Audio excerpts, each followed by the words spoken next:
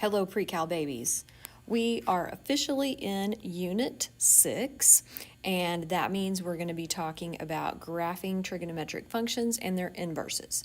So we're starting this kind of like we did with our parent functions at the very beginning of the year. So we're going to talk about our trig parent functions, and then of course we're going to move away from talking about the parent function and then begin talking about how to transform them, etc., etc. So what we need to do, we need to first discuss why we need trigonometric functions, or what they are. They are periodic functions, and that just means that they return to the same value at regular intervals. So as you can see down here in my graph, that just means we continue on and on and on and on, okay? So that's what it means to be periodic. So and you'll notice this as we move through here, the cosine graph is very similar to the sine graph. So we refer to these periodic functions as sinusoids. So we talk about the sine function or any periodic function with similar properties. So even when we have a cosine function, we can still talk about it as a sinusoid because you'll see in a moment they look very, very similar.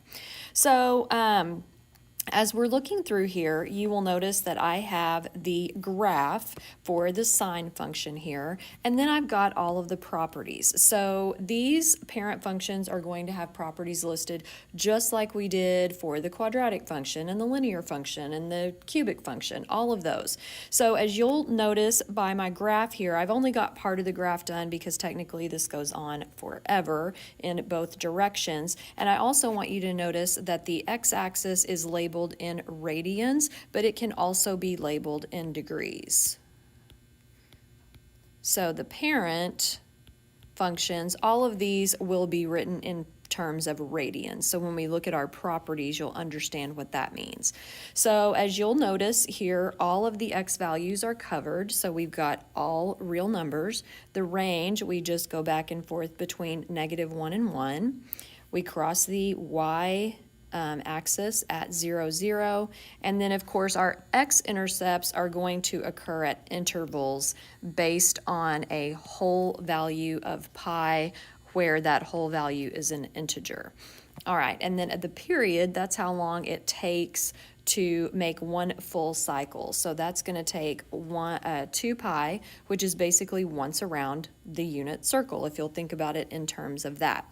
And then, of course, we have symmetry about the origin. We're reflecting in quadrants 1 and 3. We have no asymptotes. Our extrema, those are just our high and low points. We're not going to deal with those very much.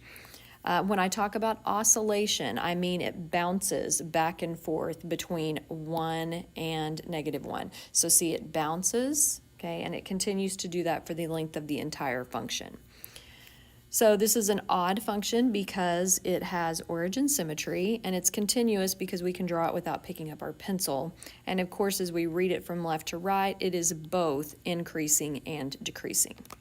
Okay, now we're going to jump right in to the reciprocal function for the sine function, which is cosecant.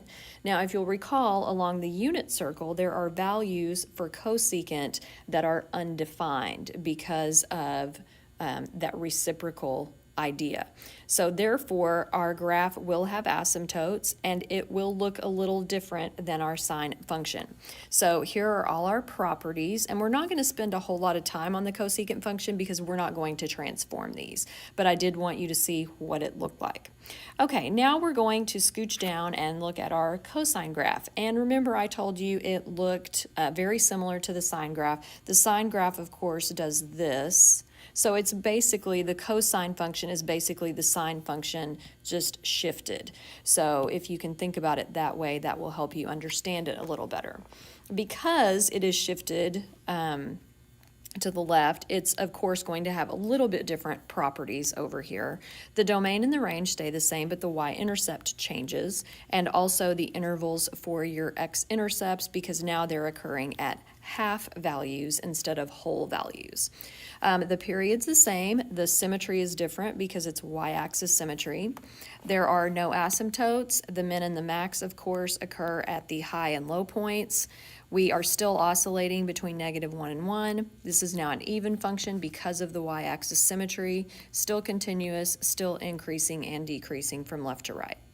And of course, the secant graph is the reciprocal of cosine. And just like the secant graph or the cosecant graph looks weird, the secant graph also does because we have asymptotes and this idea of reciprocal. That's why you're seeing this reverse behavior in the graph. And here are our properties. Again, we are not going to transform the secant function, so we're not going to spend a lot of time on it.